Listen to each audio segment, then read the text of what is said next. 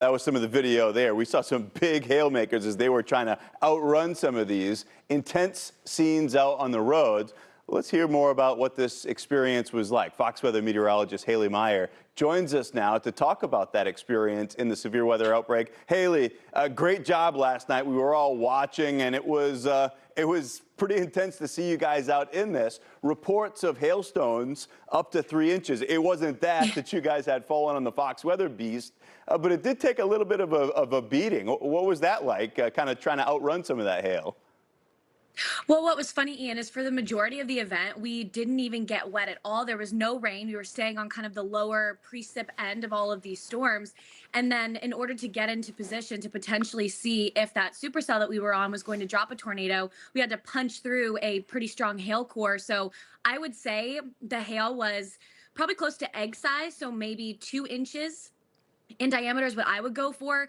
But it really did sound almost like gunshots, like Steve was saying. Yeah. And the Fox or the Beast, though, let me tell you, that thing is sturdy. There were no dents. There was nothing on that car. Same with Brandon Kopic's car. He had no injuries, if you will, of his storm tracking vehicles from that hailstone. But you can see, if other people and maybe not as sturdy of cars get stuck in it, kind of the damage that it could really do. Yeah, we know that Brandon goes through something like half a dozen windshields a year, and that would have been a first, I think, for the Fox Weather Bee. So it was something. We were concerned about you guys, so it wasn't funny, but it was amusing when Brandon came up to the car and he was like, "Hey, we got to jet a little bit. We got to get out of the precipitation," as you were talking about.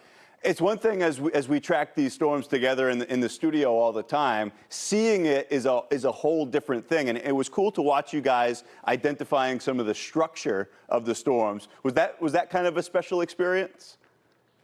I mean, for sure. It was really cool not only to see the supercell structure that you've got on the screen now, but also how the environment changed throughout the day. Like we started off with just a few light, fair weather cumulus clouds, and then they started to grow in size. We saw the mammatus clouds, absolutely gorgeous type of cloud structure. However, it's a precursor to seeing severe weather. And then you're looking at supercells there. That was just something really cool to see firsthand. But it wasn't even just like the visual of it. It was feeling the environment too, stepping outside of the car, feeling the winds getting sucked into that updraft, being in a warmer side of this storm versus where the RFD is and that big push of cold air and that downdraft was as well. So it's a very sensory experience, and especially in the radar hole that is northeastern Arkansas in a lot of different ways, you really have to rely on all of those senses and all those visual cues, which is something, I just never really thought of that it would be. What does it smell like? What does it feel like outside versus just kind of what am I looking at? Yeah, I remember you saying that, like you could actually feel the inflow into that storm as you guys were so close by. We get the question, it says, would you do this again? I'm not even going to ask it because I know you're a Mississippi Stater and you love storm chasing. Yeah, you would do it again. But having done it yesterday throughout the day, and then considering that Brandon Kopic and Corey Gerken do this, 300 days a year, it must give you a new form of respect for what they do on Fox Weather every day.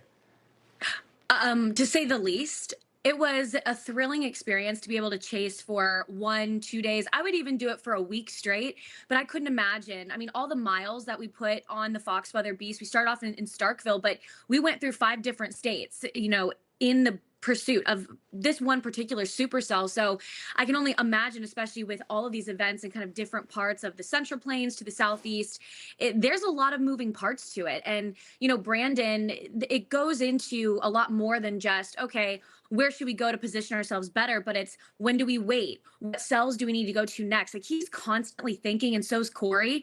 And so it's really cool to kind of see all their different thought processes that they go through in order to capture some of the best video that we get on Fox Weather through these storms.